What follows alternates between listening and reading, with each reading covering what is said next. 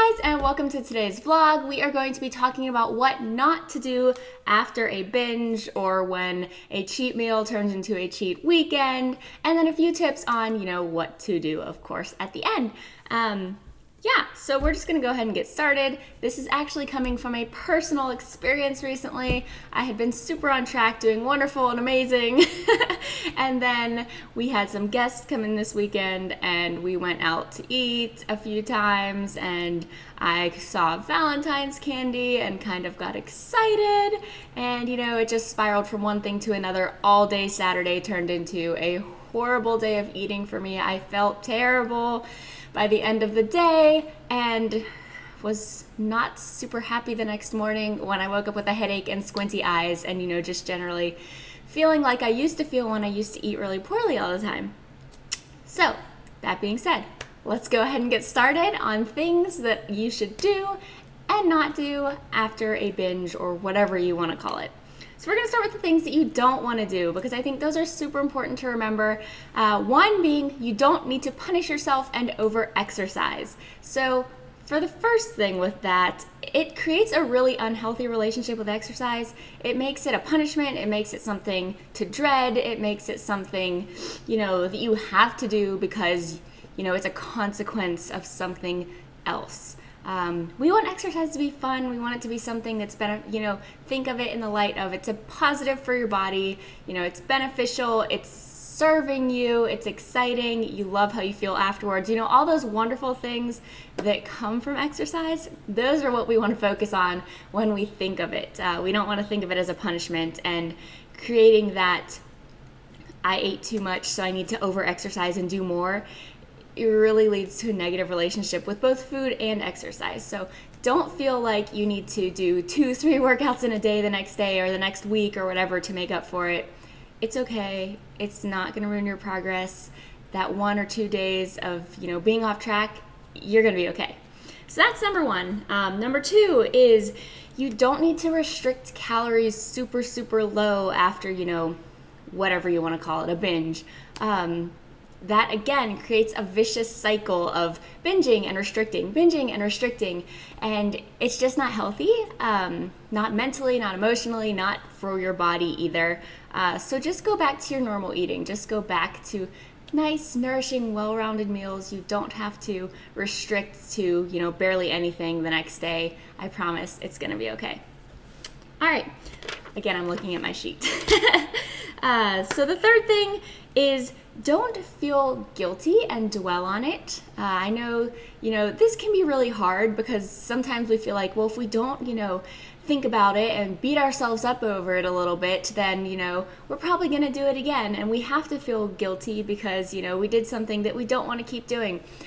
That's not helpful in any way. It doesn't work that way. Your brain is not going to get anything positive from sitting and thinking about, how you wish you hadn't done it, how you can't believe you have no self-control, how all these different things. Focus on the positive here. You don't need to bash yourself and, just destroy yourself mentally in your own mind. It's okay, I promise.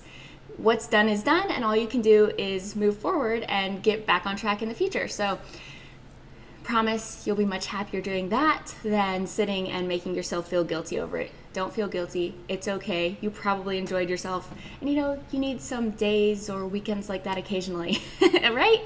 So those are the things that you don't want to do after you've had a binge or a cheat meal gone crazy. It's really okay. Don't restrict your calories. Don't force yourself to over-exercise, and don't feel guilty about it. Just move on, all right? So that being said, we're gonna go into the things that you do wanna do. Mainly they connect to the things that you don't wanna do, but we're gonna make it in a positive way. All right, so you're gonna hop right back on track. Rather than guilting yourself, rather than restricting, rather than over-exercising, just hop right back on track with your normal, nourishing, moving, sweat-inducing lifestyle, and just do the things that you would normally do that are part of your goals already, that make you feel good, that are balanced. You don't need to, like I said before, restrict and go crazy. Just hop back on track and keep going. That's what's going to be best for you. That's going to keep you feeling good And it's just gonna get you back into your pattern of what you normally do, rather than, you know, going up and down with all the craziness that can happen if you restrict too much. So, that being said, I mean, that's really mainly what you want to do, and hopping back on track is again going to involve things like getting enough water and making sure you're hydrated, eating well-rounded meals full of lots of veggies, protein, healthy fats, and, you know, non-processed carbs and things like that. So you just want to make sure that you're going back into a well-rounded, balanced, you know, whatever that means for you personally, lifestyle and plan of eating and exercising and things like that. I promise it's going to be much more beneficial to do that than to go into, like I mentioned before, the restriction and all that kind of stuff. You just want to move on when you do things like this, because I promise everyone has these days. Like I mentioned before, this is coming from me in, what was it, like 2 or 3 days ago this happened, and you know, instead of getting all crazy about it, I just hopped right back on track, and it's been good. It's been wonderful, and I already forgot about it. But I did want to mention it in this video because I definitely want you guys to know that it's not, you know, just something that happens to you. It happens to everyone. Yeah, we all get off track sometimes. It's just part of life, you know. It is what it is, and it's okay.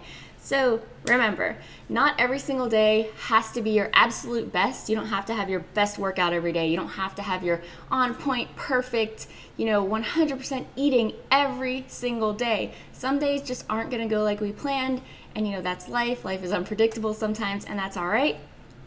But what you want to remember is that those off days don't define you. They don't define your progress or anything like that. It's how you respond to those days. It's how you come back and say, you know what, I'm gonna let this inspire me to do better rather than bring me down into this dark hole of, you know, beating myself up. So it's okay to have an off day sometimes, guys. You're gonna crush it. You'll get back to it. You're determined. That's why you're here. And you're gonna do amazing things. So remember, it's how you respond when things go wrong. It's not, you know, what actually happened that defines you and your progress. So, guys, I think this was short. I don't really know.